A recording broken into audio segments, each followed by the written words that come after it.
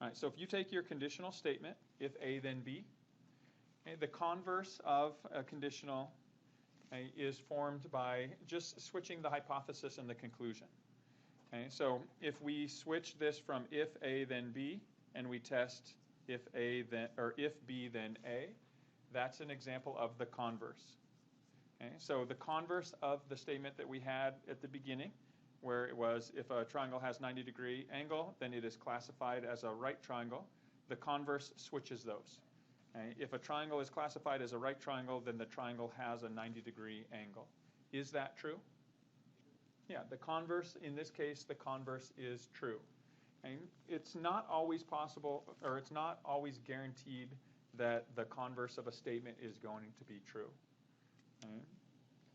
Because if you had something like the statement, the pain is in my finger and the finger is in my mouth, then the pain is in my mouth. Is that like a true, valid statement necessarily? No. I mean, it's just, again, as you go through, or statements, whether they're conditional or converses, they don't have to be true. And so let's take this statement here, look at a converse. Okay, so this one is a true, where the converse and the conditional, or the original, are true. What if my original statement is this? If it snows, then school is canceled.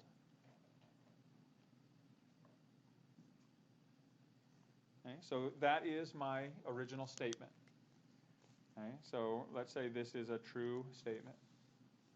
Okay, I want you to identify what the converse is, and then whether or not the converse is valid or true.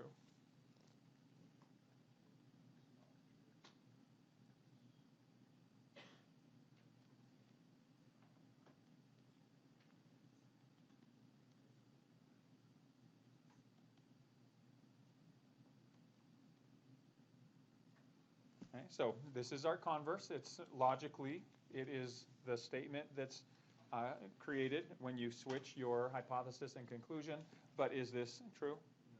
No. Okay, so it's not a guaranteed truth. Okay, so this is a case where the converse is not valid. Okay, you probably won't have to decide that. It's mostly what you're going to be asked to do in this is to identify whether a statement whether two statements are converses or some of these other relationships that we're going to look at. Okay, so that's a converse. The hypothesis and the conclusion are switched. Okay? An inverse is the situation where you take a given statement and you put the negative of each one. Okay? So if you look at the statement here, if A then B, the inverse is going to be if not A, then not B. Okay, once again, it's not always true, but we can test it with the example that we've been using.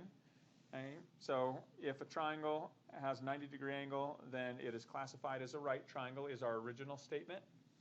Okay, if we put not in front of each, if a triangle does not have a 90-degree angle, then the triangle is not classified as a right triangle.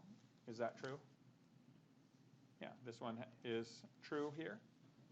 Okay, so this is called the inverse. Okay, and let's test the inverse of the snow question.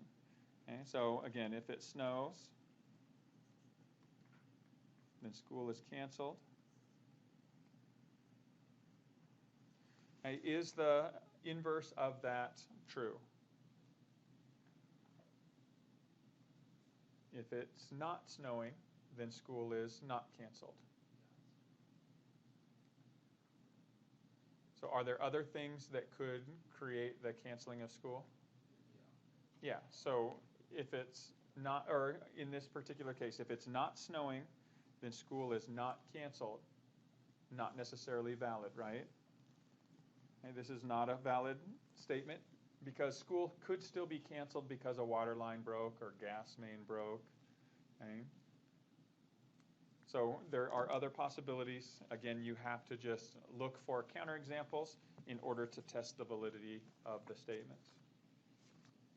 All right? So we have converse, the hypothesis and conclusion are switched.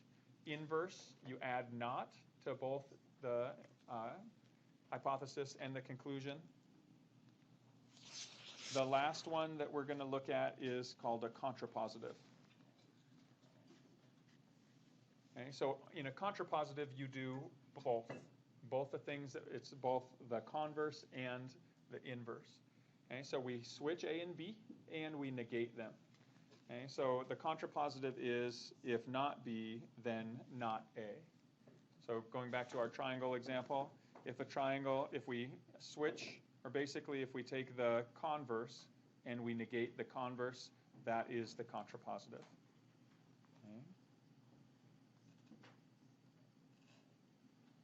Okay, so you do both the converse and the negation of that. So here, if a triangle is not classified as a right triangle, then the triangle does not have a 90-degree angle. Is that true?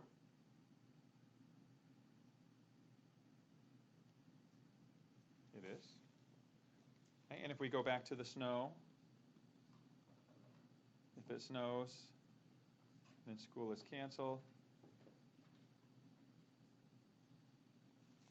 Okay, what would be the contrapositive here?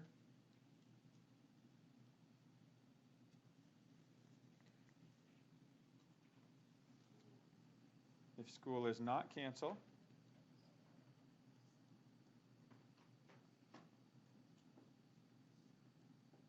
then it did not snow. Is that a true statement? Yes, because if it had snowed, then the school would have been canceled. So this is a valid statement for the contrapositive.